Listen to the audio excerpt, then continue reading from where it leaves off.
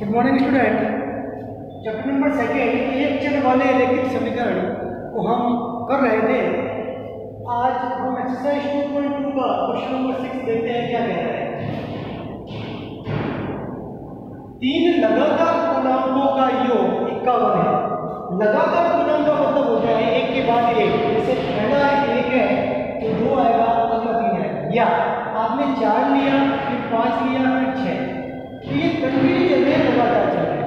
और यहाँ पर आपको पूर्णांक ज्ञात करने हैं, ये तो पूर्णांक है। तो मैंने बताया था आपको पहले भी कि जो चीज़ ज्ञात करनी होती है उसे मानकर चलना है।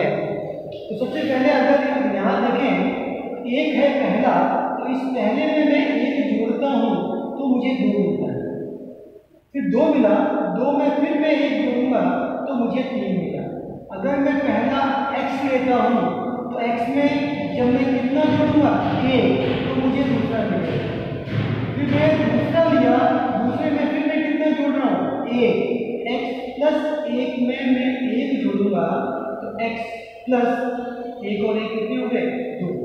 तो जो पूर्णांक मिलेंगे, 3 लगातार पूर्णांक जो मिलेंगे वो क्या मिलेंगे, x, x प्लस 1 और x प्लस 2। तो क्या कहते हैं, माना 3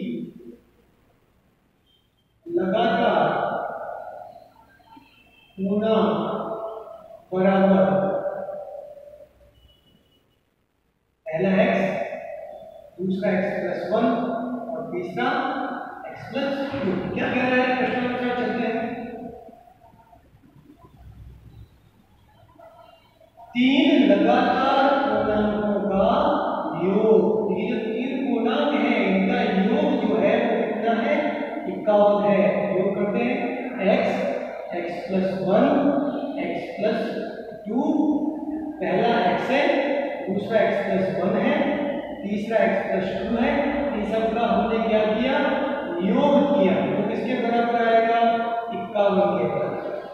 जोड़ते हैं, ये एक बार x आया, ये 2 बार x आया, ये 3 बार x, 3x है। ये सिंपल संख्या है, ये सिंपल संख्या है, 1 प्लस 2 ये कितने हो गए 3 हो गए। 2 बड़ा है इसलिए प्लस 51 एज इट इज है। ये प्लस का है, इधर बीजवा किसका हो जाएगा, माइनस का। 51 माइनस 3x, 51 में से 8 को जब घटाएंगे तो कितना आ जाएगा, 45 आ जाएगा। 3 गुणे में है, भाग में जाएगा, तो भाग लगाते ही आपके पास आंसर जो मिलेगा वो कितना मिल जाएगा, 3 एकम 3 और 3 18, x बराबर 16 मिल गया। तो 3 लगातार पूर्णांक जो है वो कह रहा है ज्ञात कीजिए। तो कह देंगे पहला पूर्णांक आपने क्या लिया था, x लिया है और x आपने कितना निकाल लिया है 16। दूसरा पूर्णांक आपने क्या लिया था, x प्लस 1 लिया। दूसरा पूर्णांक x की जगह कितना आ रहा है 16 प्लस का निशान, ये 1 है, ये 16 और ये कितने हो गए 17। तीसरा पूर्णांक जो है आपने x प्लस 2 लिया, अब x कितना है 16, 16 में कितना जोड़ा 2, कितने आ गए 18। क्या था, 3 लगातार पूर्णांक, देखिए लगातार है 16, 17, 18। इस तरीके से आपके पास क्वेश्चन नंबर 6 जो है उसको आपने सॉल्व किया। नेक्स्ट देखते हैं क्वेश्चन नंबर जो आपका अगला है वो क्या कह रहा है, इसका सॉल्यूशन देते हैं। 8 के 3 लगातार गुणज, 8 के 3 लगातार गुणज, गुणज का मतलब होता है जिसमें 8 का भाग पूरा पूरा जाए। तो अगर मैं पहला गुणज 8 लेता हूं तो दूसरा गुणज क्या होगा, क्या कह रहा है लगातार 8 के बाद ऐसी कौन सी संख्या है जिसमें 8 का भाग पूरा पूरा जाता है, वो क्या है 16 है। फिर तीसरी संख्या क्या है 24 है। क्लियर बात। तो अगर मैं पहली संख्या x ले लूं तो इसमें मैंने कितना जोड़ा, 8 में मैंने 8 जोड़ा, पहली संख्या 8 थी, इसमें 8 जोड़ा तो मुझे क्या मिला 16। फिर 16 में फिर मैंने 8 जोड़ा तो मुझे क्या मिला 26। इसका मतलब पहली संख्या x लेता हूँ तो दूसरी संख्या ज्ञात करने के लिए मुझे कितना जोड़ना है 8। फिर मुझे इसमें तीसरी संख्या ज्ञात करनी है। तीसरी संख्या है जो मैंने दूसरी संख्या प्राप्त की, दूसरी संख्या प्राप्त की इसमें फिर मैंने कितना जोड़ा था 8। ये 8 और 8 कितने हो गए 16। तो 8 के गुणजों के लिए 3 लगातार गुणक आपको ये प्राप्त हो गया। तो मान लिया माना 8 के 3 लगातार गुणज बराबर पहला x में कितना जोड़ दिया 8, फिर इसमें वापस 8 जोड़ा तो ये कितने हो गए 16 हो गए।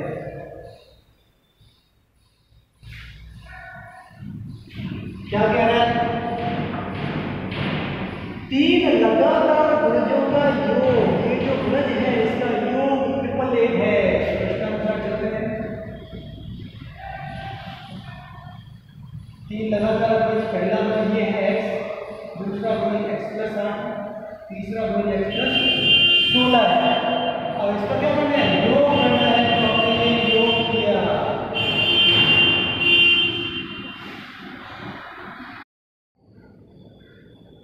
ये योग किया, योग कर दिया आपके पास, ये योग किसके बराबर है 888 के बराबर है। ठीक है 888 के बराबर।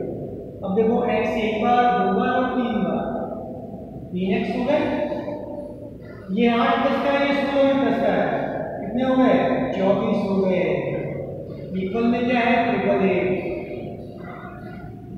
ये 3x एज इट इज यहाँ भेजा तो 888 माइनस 1 24।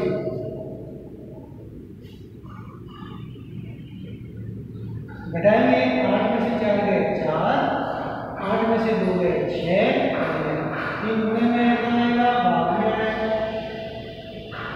भाग लगाते हैं 3 दूनी 6, कितना बचा 3 में 8 24 और 3 में 8 24। x का जो मान आया वो 288। ठीक है। अब जो गुणांक कह रहा है तो पहला गुणज 3 गुणज की बात की थी, तो पहला गुणज आपने कितना लिया है x, जो कि कितना निकाला 288। दूसरा गुणज कितना लिया है आपने x प्लस 8, x जो है 288 का, इसमें 8 जोड़ देंगे तो 8 8 16, असल का ये गया 9।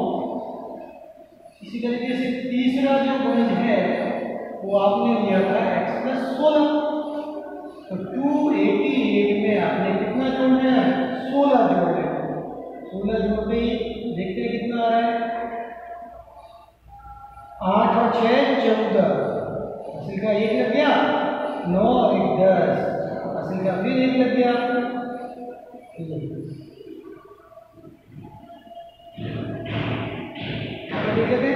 क्या कह रहे हैं 4 8 और 6 14, असल का 1, 8 1 9 और 1 10, इसका 0, असल का 1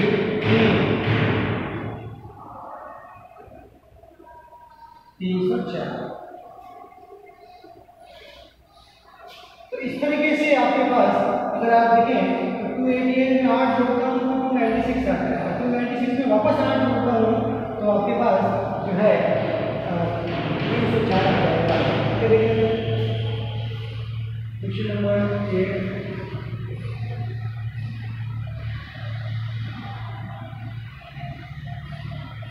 क्या कह रहे हैं 3 लगातार पूर्णांक बढ़ते क्रम में। देखिए अगर 3 लगातार पूर्णांक 1 2 3 बढ़ते क्रम में और लगातार है, पहले छोटा है फिर बड़ा है फिर बड़ा है, बढ़ते क्रम में और कैसे है लगातार, ये क्या है 3 लगातार पूर्णांक बढ़ते क्रम में। तो अगर यहाँ देखो ये पहला ये है 1 में मैं 1 जोड़ता हूँ तो 2 मिलता है, और 2 में फिर मैं 1 जोड़ता हूँ तो कितना मिलता है 3, मतलब आगे से आगे कितना जोड़ना है 1। अगर मैं पहला x लेता हूँ x में कितना जोड़ा 1, और ये जो आया x में वापस कितना जोड़ा 1,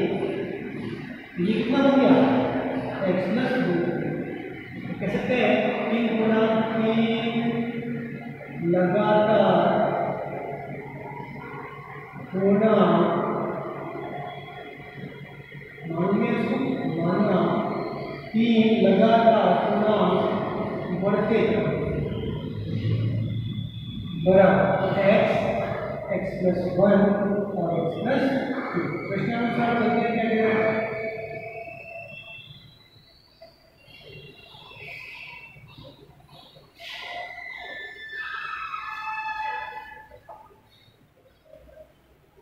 लेकर क्रमशः 2, 3 और 4 से गुणा करें। जो पहला आया इसका गुणा किसे करना है?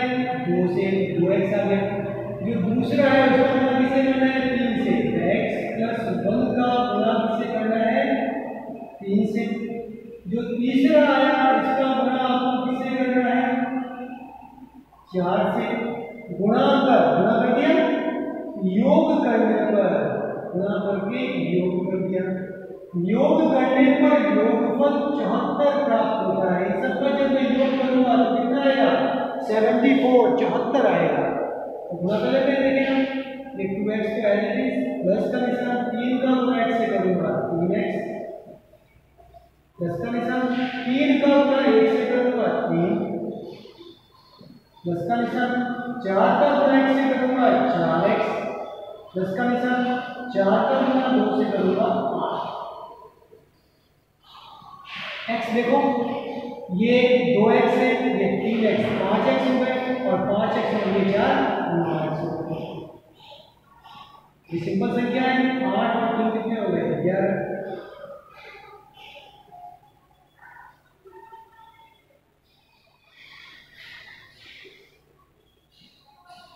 ये 11 को अगर भेजूंगा तो ये माइनस का जाएगा। कितने आ रहे हैं? यहाँ से 3 और यहाँ से 6। 9 गुणे में है, भाग में जाएगा 9 और 1 कह रहा है तीनों पूर्णांक ज्ञात करो। तो कह देंगे पहला पूर्णांक आपने क्या लिया था? x लिया था और x कितना लिया था? 7। दूसरा पूर्णांक आपने क्या लिया था? x प्लस 1 लिया था। तो दूसरा पूर्णांक x तो एज इट इज नहीं, x की वैल्यू कितनी है? 7 है। x की वैल्यू कितनी है? 7 प्लस का 1 कितने हो गए? 8। तीसरा जो पूर्णांक आपने लिया था वो क्या था? x प्लस 2 था। तो 7 प्लस 2 कितने हो गए? 9। लगातार देखिए 7, 8, 9 बढ़ते क्रम में। तो इस तरीके से क्वेश्चन नंबर 8 का जो आंसर आया वो 7, 8 और 9 आ गया।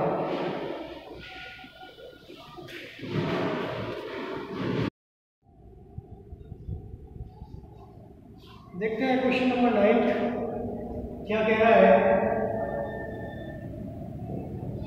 राहुल व हारून की वर्तमान आयु में अनुपात 5:7 है। तो मैंने बताया था आपको, कहीं पर भी अनुपात की फॉर्म में कोई चीज दी हुई है तो उसको समान मानकर चलना।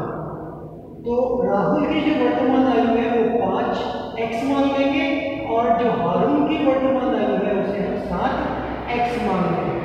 4 वर्ष बाद कोई व्यक्ति अभी वर्तमान में अगर 5 साल का है तो 4 साल बाद वो कितने साल का हो जाएगा? 9 साल का हो जाएगा। क्या किया? 5 में हमने 4 को जोड़ दिया। बाद की बात करते हैं तो जोड़ना होता है। कोई व्यक्ति अभी 15 साल का है तो 4 साल बाद वो 19 साल का हो जाएगा। तो 15 में मैंने 4 को जोड़ लेना है। तो यहाँ पर भी वही कंडीशन आपको लगानी है। यहाँ से देखिए, माना राहुल की वर्तमान आयु 5x, हारून की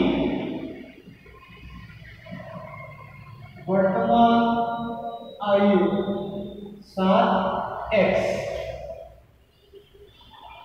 यहां से तो 4 वर्ष बाद मिलेगा। 4 वर्ष बाद राहुल की आयु,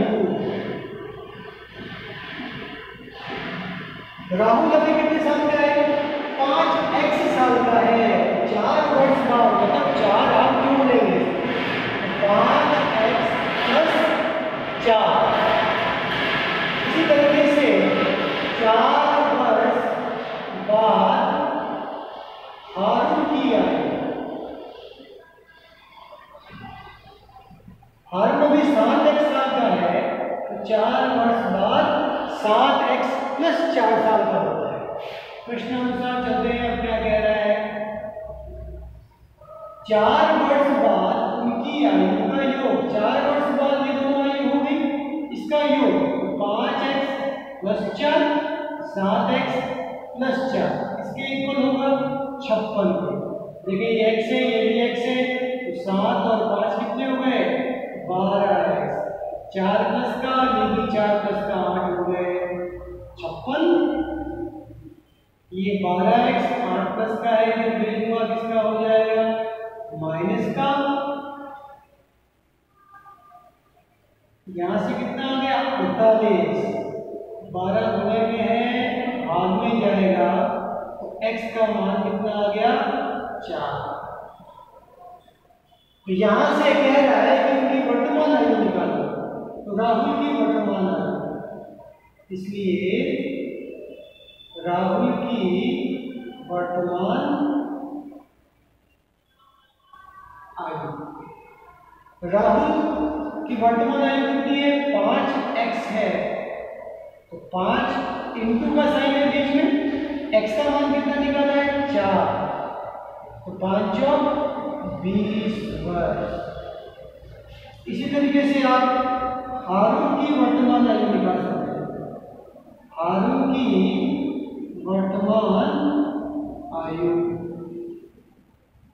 हारून अभी कितने साल का है, 7x वर्ष का है, तो 7 इंटू x का मान कितना है 4, तो 7 चौक 28 वर्ष।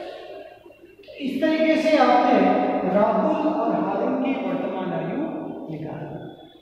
अब क्वेश्चन नंबर जो 10 है वो क्या कह रहा है, इसी कक्षा में बालक बालिकाओं की संख्याओं का अनुपात, बालक कितने हैं और बालिकाएं कितनी हैं, लड़के कितने हैं और लड़कियां कितनी हैं, उसका अनुपात दिया हुआ है। तो मैंने बताया था वापस वही चीज आ गई अनुपात वाली बात। तो पहले लड़के हैं, बालक हैं, तो इसको 7x बालक कह दिया मानेंगे जब, और जो बालिकाएं हैं जो लड़कियां हैं उनको हमने 5x कहे। आगे देखें, यदि बालकों की संख्या बालिकाओं की संख्या से 8 अधिक है तो कक्षा में कुल कितने विद्यार्थी होंगे, विद्यार्थी मतलब कितने बच्चे पढ़ाई कर रहे हैं, इसका मतलब उसमें लड़कियां भी होंगी और लड़के भी होंगे। तो जितनी लड़कियां आई जितने लड़के आए उसको क्या कर देंगे, हम जोड़ देंगे। तो सबसे पहले हमें लड़कों की संख्या, बालकों की संख्या और बालिकाओं की संख्या निकालनी पड़ेगी। तो सॉल्यूशन देते हैं यहाँ पर, मान लिया, माना बालकों की संख्या, बालकों की संख्या बराबर 7 और बालिकाओं की संख्या, की संख्या कितनी मान ली 5x। प्रश्नानुसार चलते हैं, क्या कह रहे हैं, प्रश्नानुसार बालकों की संख्या, जैसे लिखा हुआ है वैसे लिखना है। क्या लिखा है, बालकों की संख्या, बालक कितने हैं 7x, कॉमा लगा रुके, इसके बराबर का साइन आ गया। बालिकाओं की संख्या, बालिकाओं की संख्या कितनी है 5x से 8 अधिक है, कितनी अधिक है 8 अधिक है, अधिक मतलब प्लस। इस 5x को उठा के देंगे हम, ये 7x तो यही है, ये 5x प्लस का है, इधर आते ही किसका हो जाएगा माइनस का, ये उठ के यहाँ आ गया तो यहाँ क्या बचा हुआ है 8, 7 में से 5 गया तो 2x बराबर में 8 है, 8 में 2 का भाग 2 गुणे में भाग में आ गया, x बराबर कितना आ गया 4। तो क्या देंगे बालकों की संख्या, इसलिए बालकों की संख्या, बालक कितने थे 7x थे बालक, तो 7 इंटू 4, 7 चौक 28, x का मान कितना निकला है 4, x की जगह हमने 4। इसी तरीके से बालिकाओं की संख्या, बालिकाओं की संख्या। बालिकाएं कितनी है? 5 है। तो 5 × 4, 5 और 20। तो बालक आपको मिल गए 28 और बालिकाएं कितनी मिल गई? 20। निकालना क्या है? कितने विद्यार्थी हैं? तो यहाँ से क्या करेंगे हम? कुल विद्यार्थी निकाल लेंगे। क्या निकाल लेंगे? कुल विद्यार्थी।